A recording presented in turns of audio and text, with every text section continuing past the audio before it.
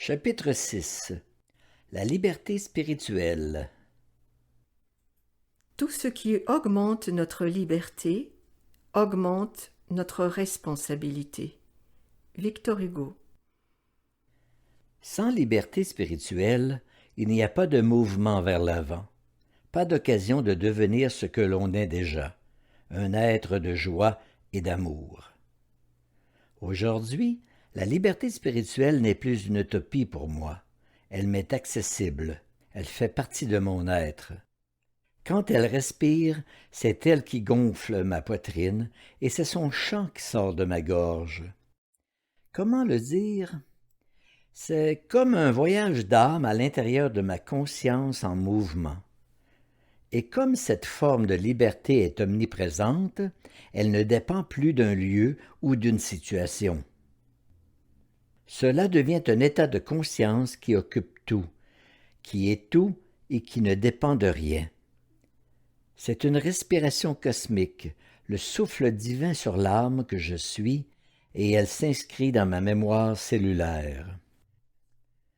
Un jour que j'étais fatigué, épuisé et un peu découragé de la vie, j'ai crié à l'univers « Je veux un break!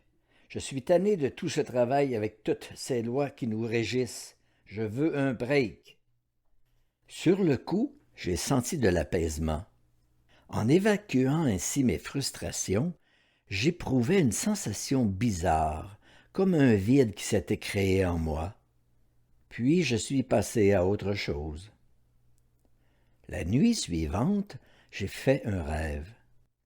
J'aide Oisy à amarrer le bateau, car nous venons d'accoster à un quai qui se trouve sur la rive droite d'une rivière, où un courant fort charrie des quantités de débris de toutes sortes. Je suis un peu inquiet de voir les amarres se rompre sous la pression. C'est alors que mon guide perçoit mon inquiétude. Il me dit « Vérifie bien les amarres et installe 2 ancres à l'avant. » Je m'exécute et sécurise notre embarcation. Je plonge même sous l'eau, qui est un peu froide, pour m'assurer que tout est bien en place. Puis nous partons pour je ne sais où. Sur le moment, je n'ai rien compris à ce rêve, et je n'y ai plus pensé. Puis, après 2 ou 3 semaines de break, j'étais las de me sentir vide et esselé, un genre de tristesse dans l'âme que je ne pouvais pas m'expliquer. Jusqu'au jour où je me suis aperçu que j'avais mis ma spiritualité sur pause. Alors, parlant à ma petite voix intérieure qui était restée muette tout ce temps, j'ai demandé à reprendre du service, car je m'ennuie de mes rêves de jour comme de nuit, de mes expériences conscientes avec toute cette vie qui les anime. Le soir même, je fais ce rêve. Je suis en route pour retrouver mon bateau et j'ai une hâte fébrile de revoir Zi. J'espère que notre embarcation est intacte après cette courte absence. Je rejoins Zi sur le quai. Nous goûtons à la joie de nous rencontrer à nouveau en nous serrant dans les bras. Des pensées défilent dans mon esprit. Où étais-je pendant tout ce temps? Qu'ai-je fait sans lui? Alain, comme je suis content de te revoir après 9 ans d'absence. 9 ans? Vraiment? Je suis surpris de ce long laps de temps. Je fais le tour du bateau pour l'inspecter et m'assurer que tout est en place avant de repartir. Fin du rêve.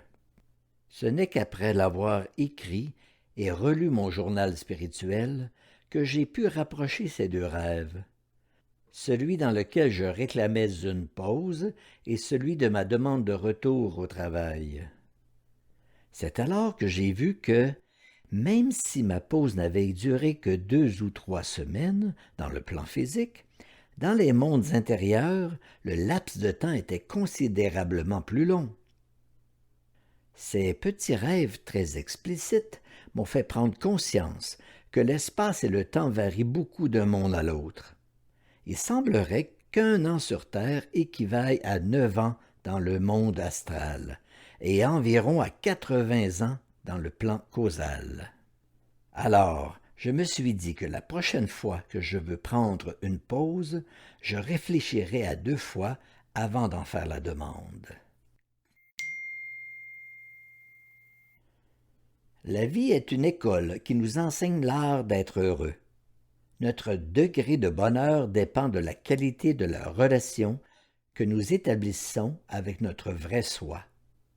C'est de cette façon que nous choisissons avec quelle abondance la joie remplira notre cœur ainsi que notre vitesse d'apprentissage. L'écoute de notre soi supérieur fait taire notre ego et nous développons progressivement la communication avec toutes les formes de vie. Quand je manque de le faire, les problèmes surgissent et ma vie devient un fardeau. C'est ainsi que j'ouvre la porte à la mélancolie et à sa sœur, la déprime. Une visite inattendue. J'ai un petit down qui vient me visiter et je lui demande « Mais qui es-tu? D'où viens-tu? » À ma grande surprise, il me répond « Ben, c'est de toi que je viens, quelle question! En fait, c'est un peu le contraire de ce à quoi tu penses. » Ah oui? Je ne comprends pas. Eh bien, chaque fois que tu fais dépendre ton bonheur de quelqu'un d'autre ou de quelque chose d'extérieur à toi, tu perds ta liberté et je reçois une invitation. Et me voilà. Ah bon, mais encore, peux-tu m'en dire davantage? Je suis pas mal perdu. Bien sûr, quand tu fais dépendre ton bonheur d'une personne ou d'une chose extérieure à toi, par exemple, un objet que tu aimerais posséder, un lieu où tu voudrais habiter, ou tout simplement quelque chose dont tu penses avoir besoin, tu crées un désir qui devient une obligation et qui, souvent, brime ta liberté. Et ce n'est pas bien? Je n'ai pas dit cela. Je dis que tu crées un désir, et ce désir, à son tour, crée une attente. Cette attente te place dans un espace-temps situé dans le futur. Tu n'es donc pas en harmonie avec l'âme que tu es, elle qui ne vit que dans l'instant présent. C'est alors que tu te sens obligé d'assouvir ce désir, d'éliminer cette attente. Pour ce faire, tu incites ton esprit à agir. Il crée donc à son tour une myriade de solutions pour combler cette attente. Si elle demande trop de temps pour te satisfaire, et crois-moi, ça prend un certain temps, tu t'impatientes, tu te sens contrarié, frustré.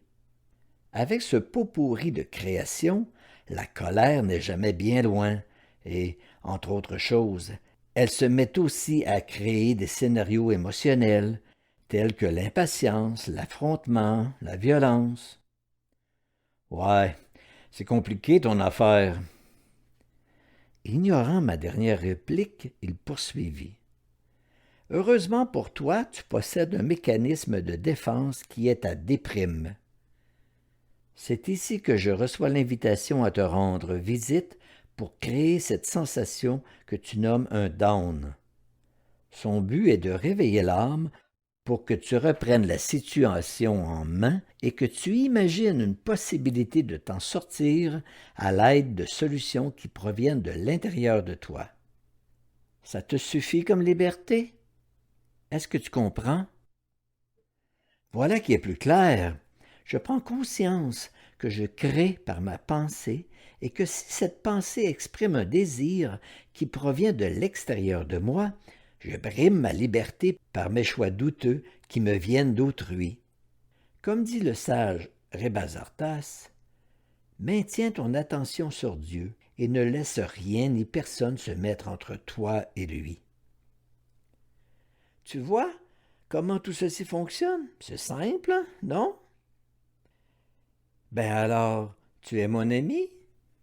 Mais bien sûr, à dire vrai, tu n'as que toi comme ennemi. Ok, je vois. Alors, merci mon ami le Don.